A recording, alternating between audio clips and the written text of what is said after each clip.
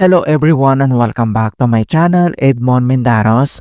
And for today's a quick tutorial, and I'm going to show you guys on how to resolve if your USB Wi-Fi dongle is not working properly and you're coming across an error message and it says access violations at address 100417CF in module.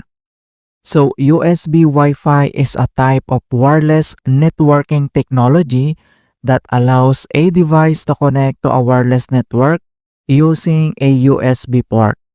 There are possible causes for this error, including a problems with the device driver, a conflict with other software or hardware on the system, or a hardware issue with the device itself.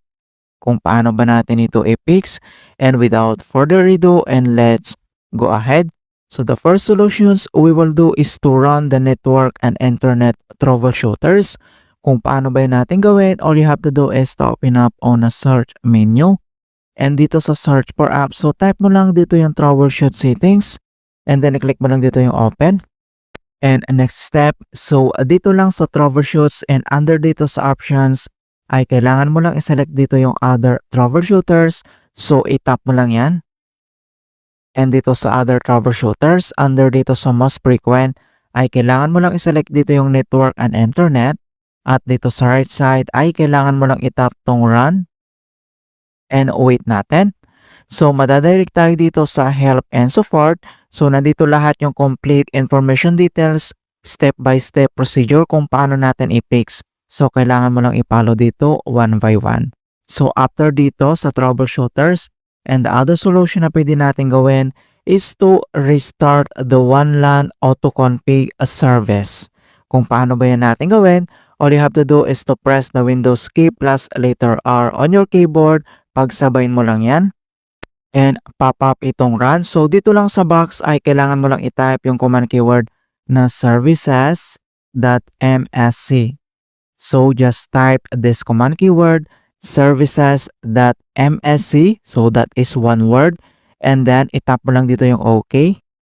And once na-open mo na tong services at dito lang sa services local at dito sa right side, ay kailangan lang natin i-locate dito yung WLAN autoconfig. So, kailangan mo lang mag-scroll down and then locate natin dito yung WLAN autoconfig. Alright? So, once na-locate mo na dito yung WLAN autoconfig, ang next step, so select and right-click. And then, kailangan mo lang itong i-select yung restart. Alright? So, tap mo lang or i-click mo lang yung restart. And then, wait natin. Okay? And after dito sa services, once na-restart mo na dito yung WLAN autoconfig, and then close lang natin yan, in hope na na-resolve yung problem. But if the error is still persists, so ang next solution na pwede natin gawin is to update the network drivers. Kung paano ba yan natin gawin, all you have to do is to open up again on a search menu. And dito sa search for app, so just type settings. And then click mo lang dito yung open. And dito lang sa left side menu and select mo lang dito yung Windows Update. And dito sa right side ay scroll down. And then, select mo lang dito yung advanced options. So, itap mo lang yan. And dito sa advanced option, scroll down ulit.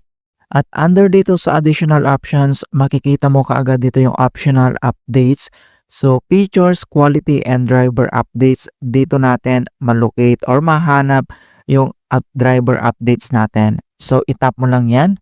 And next step ay kailangan mo lang i-install or i-download kung ano yung makita mo ditong driver updates. Alright, so after mo ma-install or ma-downloading dito yung optional updates as driver, so close lang natin yan at dito lang sa start menu and kailangan mo lang mag-restart. Okay, click mo lang yan. Alright, so ganoon lang po kasimple on how to fix USB Wi-Fi not working with 100417CF access violations error. And please don't forget to like this video and subscribe to my channel for more quality content. Thank you guys and see you in my next tutorial.